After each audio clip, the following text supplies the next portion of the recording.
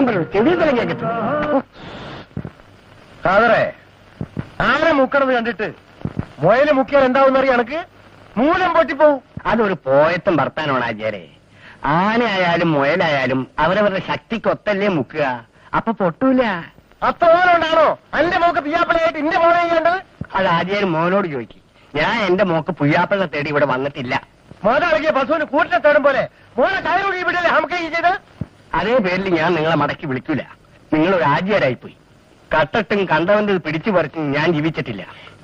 രാപകലും നയിച്ചാണ് ഞാൻ എന്റെ മോളെ പോറ്റിയത്. ചാലക്കാണ്ട് ഇറങ്ങിപ്പോടാ ബാപ്പാ. മോനെ സുലൈമാനെ, ഇനിയും ഞങ്ങളെ മാനം കെടുത്തരുത്. കാതർക്ക അല്ലടാ, എന്റെ അമ്മോസരിക്ക ഓരോത്ത് എന്താ നിങ്ങൾ ഈ കാണിക്കണത്? ഓന്റെ ഒരു മോഹബത്ത് മേലെ ആ ചുവത്തി പെണ്ണെ കണ്ടു പറഞ്ഞാല് അറുത്ത് കളിഞ്ഞ. അതാ നല്ലത്.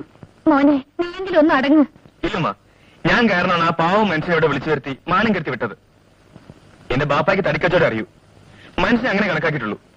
അളന്നും മുറിച്ചും കച്ചവടാക്കാൻ ഞാനത് നിൽക്കില്ല. എടാ, എന്റെ ബാപ്പ കുഞ്ഞമുട്ടിയാണെങ്കിൽ ഞാനിത് നടത്തിക്കടാ. ആ ബാപ്പാന്റെ മോനാണ് ഞാനെങ്കിൽ നിങ്ങൾ ഇപ്പൊ ഇവിടെ നാട്ടിറക്കി ആ ഖാദർക്കിന്റെ മോളെ ഞാൻ കെട്ടു. എടാ, നീ അത്തേക്കാ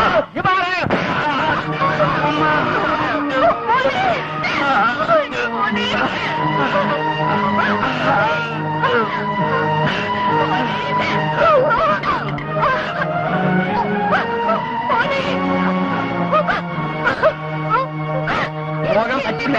നിന്നോട് ബാപ്പയാണ് പറയുന്നത്. എടി, നിന്നോട് ഞാനാണ് പറയുന്നത് അങ്ങോട്ട് പോകാൻ പറ്റില്ലെന്ന്. എടി, സ്വന്തം മോന്റെ തല വെട്ടിക്കീറിയാലാണ് അവിടെയുള്ളത്. ഓൻ നിന്നെ കണ്ടാൽ മാനം കെടുത്തു. അങ്ങനെ എല്ലാരും വന്നാൽ ആ ഹംക്കിനെ ഈ ബാപ്പ മയ്യത്താക്കും. അത് നിനക്ക് കാണുന്നു. മോളെ,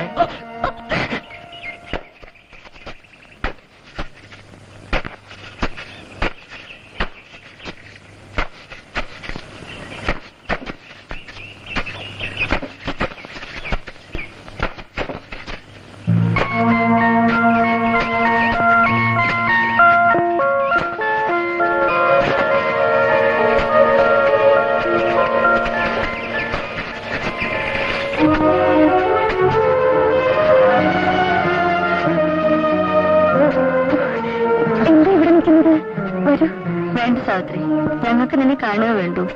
ഉണ്ണേട്ടൻ ഇവിടെ ഉണ്ട്. കണ്ടു. നിന്റെ കാര്യം ഓർത്ത് അമ്മയ്ക്ക് വിഷമം. എന്നും കരയും. എനിക്കിവിടെ സുഖമാണ് നമ്മോട് പറയുമെടുത്തി. നിങ്ങളെയൊക്കെ വിട്ടിട്ട് പോകുന്നതിലേ വിഷമമുള്ളൂ. കരയരുത് സാവിത്രി. എല്ലാ ഭാഗ്യവും ഒരാൾക്ക് ഒന്നിച്ച് കിട്ടില്ലല്ലോ. അച്ഛൻ ഇപ്പോഴും എന്നെ ശപിക്കാവല്ലേ? അതോർത്ത് നീ വിഷമിക്കണ്ട. അച്ഛനൊരു ഭാരം ഒഴിഞ്ഞൊന്ന് കൂട്ടിയാൽ മതി. ഇപ്പോ ഞങ്ങൾ അമ്പലത്തിലേക്ക് പോലും വിടില്ല. ഇങ്ങോട്ട് ഒളിച്ചാ പോകുന്നത്. അച്ഛൻ അന്വേഷിക്കുന്നതിന് മുമ്പേ വീട്ടിലെത്തണം. പോട്ടെ സാവിത്രി, പോട്ടെ.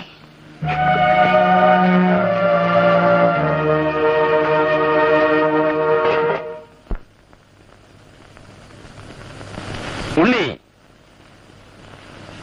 കണ്ടോരെ കൂട്ടിത്തൊട്ട് കഴിയുന്ന തനിക്ക് വിടുന്ന കാര്യം ഇറങ്ങിപ്പോ. അച്ഛാ, പണ്ടത്തെ ഉണ്ണിയല്ല. കഷ്ടപ്പെട്ട് അധ്വാനിച്ചതിന് കിട്ടിയ പ്രതിഫലവുമാണ് ഞാൻ ഇങ്ങോട്ട് വന്നത്. ഈ നെല്ലിവിടെ തരാൻ. ഇതെവിടുന്ന് കിട്ടിയെന്ന് എനിക്കറിയാം. ആ നസ്രാണിയുടെ നെല്ലിവിടെ വേണ്ട. എടുത്തോണ്ട് പോ. എന്നെ കൊണ്ട് ഇത് മടക്കി കൊണ്ടുപോകാനാവില്ല. എന്നെ അനുസരിക്കാൻ നിനക്ക് നല്ലത്. കുളപ്പുരയും പൂമുഖപ്പടിയും ബലിക്കൽപ്പുരയും അല്ലെങ്കിലും ഇതൊരില്ല. പട്ടിണിയാണെങ്കിലും ഇന്നും ബ്രഹ്മണ്യം വിടാത്ത ഒരു നമ്പൂരിയാ ഞാൻ. ഈ അശുദ്ധി ഇവിടെ വച്ചുണ്ണില്ല. എടുത്തോണ്ട് പോ. അച്ഛൻ പറയുന്ന ബ്രഹ്മണ്യത്തിൽ കീഴ് ജാതിക്കാരൻ നട്ടുണ്ടാക്കിയത് നമ്പൂതിരി വെച്ചുണ്ടിട്ടുള്ളൂ. ഐറ്റം നോക്കാതെ കീഴ് ജാതിക്കാരെ അവൻ സമ്മതം ചെയ്തിട്ടുള്ളൂ. അതിനും ശുദ്ധമാണ് അച്ഛാ ഈ നെല്ല്. അച്ഛനിത് വേണ്ടെങ്കിൽ എന്റെ അമ്മയും പെങ്ങന്മാരും ഉണ്ട്. അവർക്കിത് വേണം. ഉണ്ണി, അവരെ പട്ടം കിട്ടുകൊള്ളാൻ ഞാൻ സമ്മതിക്കില്ല. അത്രയ്ക്കായോ നീ? അച്ഛാ, അരുത്. ഒരു സമാധാനം ഇല്ലല്ലോ. സരസ്വതി, ശ്രീദേവി, നിങ്ങളെ ആര് വിളിച്ചൂടെ? പോവിൻ. അച്ഛന്റെ ദുർവാശയിൽ ഇനിയും ഞങ്ങളെ ഹോമിക്കരുത്. സരസ്വതി, എന്റെ അനിയത്തെ പിടിച്ചിറക്കി വിട്ടപ്പോൾ നോക്കി നിന്നവളാണ് ഞാൻ. അതുപോലെ എന്റെ അനിയനെയും പുറത്താക്കാൻ ഞാൻ സമ്മതിക്കില്ല. അകത്ത് പോ.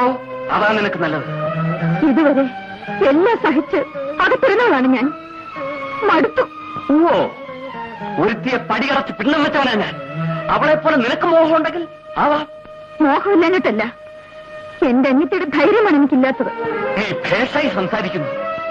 ഉണ്ണാതെ ഉടുക്കാതെ ഈ വീട്ടിനകത്ത് പുസ്തകം വായിച്ചിരിക്കാനല്ലേ എനിക്ക് വിധിച്ചത്. വിദ്യയുടെ ദേവിയാണ് സരസ്വതി. എന്തിനാ പേര് എനിക്ക് കിട്ടും? നിന്റെ അച്ഛനെ നിർണ്ണിക്കാൻ ജീവിതം മുഴുവൻ ഉമിത്തിയിൽ വെന്തരിഞ്ഞാലും നിനക്ക് ഈ പാവം തീരില്ല.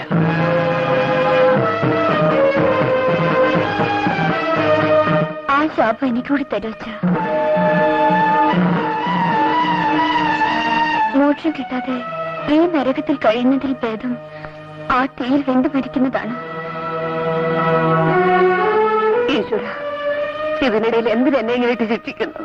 മക്കളെ, നിങ്ങൾ എന്തിനീ പാപിയുടെ വയറ്റിൽ ജനിച്ചു? ഉണ്ണി, നീ പോയിക്കൊള്ളൂ. എന്റെ മോൾ സാവിത്രിയെ പോലെ നീ രക്ഷപ്പെട്ടോളൂ.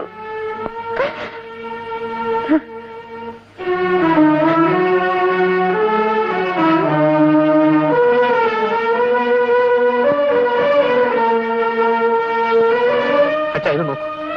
ഗർഭം കൊണ്ട് പവിത്രം കെട്ടി അയച്ച പാടൽ തൂമ്പായെടുത്ത് കിളച്ച തഴമ്പാണിത്. അതിന്റെ ബലം ഈ കാൽക്കൽ നേദിക്കാനാണ് ഞാൻ ഇങ്ങോട്ട് കൊണ്ടുപോകുന്നത്.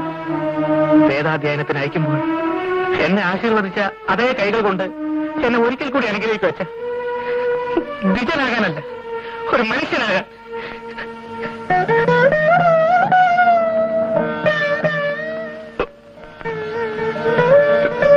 മോനെ, ഉള്ളി.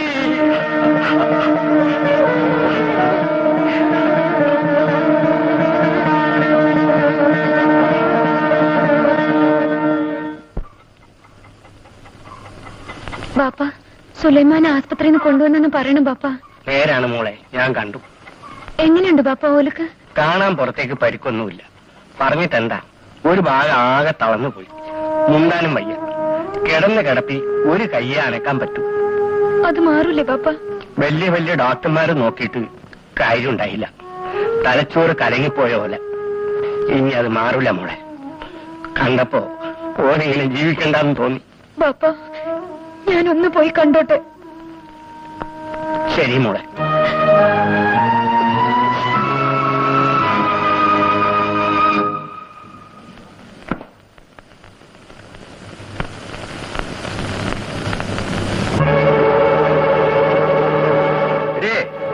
നീ എന്തിനാ അങ്ങോട്ട് വന്നത്? ഒരു സൂക്കടുകാരനെ കാണാനാ. ഒരു ഭാഗം കൊയഞ്ഞ് മുണ്ടാൻ പാടില്ലാണ്ടാക്കിയിട്ട് നിങ്ങളിവിടെ ഒരാളെ കിടത്തിയിട്ടില്ലേ? അയാളെ കാണാനാ. വേണ്ട.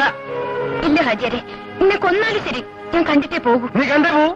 എന്താ നീ പറഞ്ഞേ? മോളെ,